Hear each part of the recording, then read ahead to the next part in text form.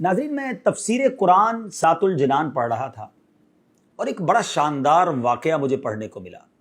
قرآن پاک کی ایک آیت کے تحت یہ واقعہ مفتی صاحب نے لکھا اور حدیث پاک میں گویا یہ واقعہ ہے، اور یہ پیارے آقا علیہ الصلوۃ والسلام کے دور میں ہوا۔ ماجرا یہ تھا کہ ایک شخص جس کا نام تھا ثعلبہ پیارے آقا علیہ الصلوۃ والسلام کے پاس آیا اور کہتا، حضور میرے مال میں برکت کی دعا کر دیں۔ میں اس واقعے کا خلاصہ پیش کر رہا ہوں۔ تو پیارے آقا علیہ الصلوۃ والسلام نے فرمایا، اے ثعلبہ، وہ اچھا ہے مال جس پر تم اللہ کا شکر ادا کر سکو، چاہے وہ تھوڑا ہو، اس زیادہ مال سے بہتر ہے جس کا تم شکر ہی ادا نہ کر سکو۔ کچھ دنوں کے بعد ثعلبہ پھر آیا، کہتا، حضور میرے مال میں برکت کی دعا کر دیں۔ پیارے آقا علیہ الصلوۃ والسلام نے دعا کر دی۔ اب نبی پاک دعا کریں تو قبول تو ہونی تھی۔ اس کی بکریاں ملٹی پلائی ہونے لگ گئیں۔ اب اتنی بکریاں ہو گئی کہ مدینہ منورہ میں جگہ ہی نہ بچی جہاں وہ اپنی بکریاں رکھ سکتا۔ وہ اپنی بکریوں کو لے کر شہر سے باہر جنگل میں چلا گیا۔ اچھا، مال تو بڑھ گیا، مگر پہلی محرومی اس کو یہ ملی کہ وہ نماز میں نہیں آتا، جماعت میں اور جمعے کی نماز میں بھی نہیں آ سکتا تھا۔ نبی پاک علیہ الصلوۃ والسلام نے پوچھا، ثعلبہ کا کیا حال ہے؟ صحابہ کرام نے کہا، حضور بہت پیسے ہو گئے، بڑا مال ہو گیا، اتنی بکریاں ہو گئی کہ اب مدینے میں جگہ ہی نہیں رکھنے کی۔ نبی پاک علیہ الصلوۃ والسلام نے فرمایا، ثعلبہ پر افسوس ہے۔ اب نبی پاک نے یہ فرمایا تو دیر از سم تھنگ رانگ۔ اب کیا ہوا؟ اتنی بکریاں بڑھ گئیں کہ اب جنگل میں بھی جگہ نہ بچی۔ پیارے آقا علیہ الصلوۃ والسلام نے صحابہ کرام کو آرڈر دیا کہ جاؤ اور لوگوں سے زکوٰۃ وصول کرو۔ صحابہ کرام زکوٰۃ لیتے لیتے ثعلبہ کے پاس پہنچے اور کہا کہ تم نے بھی زکوٰۃ دینی ہے۔ جب اس نے کیلکولیٹ کیا تو زکوٰۃ میں تو بہت ساری بکریاں دینی پڑ جاتی۔ کہتا ہے، مجھے تو یہ ٹیکس معلوم ہو رہا ہے، میں بعد میں بتاؤں گا۔ صحابہ کرام جب ریٹرن بیک ہوئے نبی پاک علیہ الصلوۃ والسلام کی بارگاہ میں، اس سے پہلے کہ وہ بتاتے کہ ثعلبہ نے کیا کہا، نبی پاک نے 2 ٹائمز، جی ہاں 2 بار فرمایا، ثعلبہ پر افسوس ہے۔ اب ثعلبہ کو پتہ چلا کہ نبی پاک علیہ الصلوۃ والسلام ناراض ہو گئے۔ وہ آیا پیارے آقا کی بارگاہ میں، کہا، حضور معاف کر دیں، یہ زکوٰۃ لے لیں۔ مگر اس کے آنے سے پہلے قرآن پاک کی ایک آیت نازل ہو چکی تھی، اور ان میں کچھ وہ ہیں جنہوں نے اللہ سے عہد کیا ہوا ہے کہ اگر اللہ ہمیں اپنے فضل سے دے گا تو ہم ضرور صدقہ دیں گے اور ہم ضرور صالحین میں سے ہو جائیں گے۔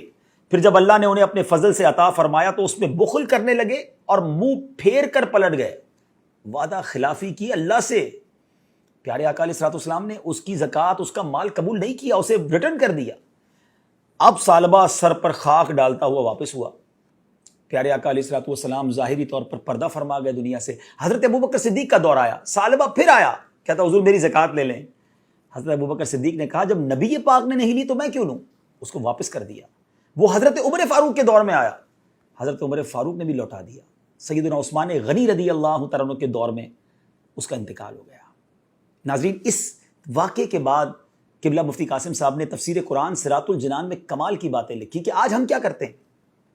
دعا کرتے ہیں، یا اللہ بس مال دے دے، پھر زکوٰۃ بھی پوری دینی، پھر صدقہ بھی خوب کرنا، پھر میں تیری راہ میں خوب خرچ کروں گا، مسجدیں بھی بناؤں گا۔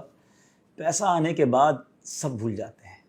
یا اللہ اس مشکل سے نکال دے، بس پھر میں نے نمازیں ہی پڑھنی ہے، نفل ہی پڑھنے ہیں، میں نے صدقہ خیرات ہی کرنی ہے، بس یہ بیماری دور ہو جائے، یہ قرضہ اتر جائے۔ کتنے وعدے کیے زندگی میں، جب وہ کام ہو گئے تو سب بھول گئے۔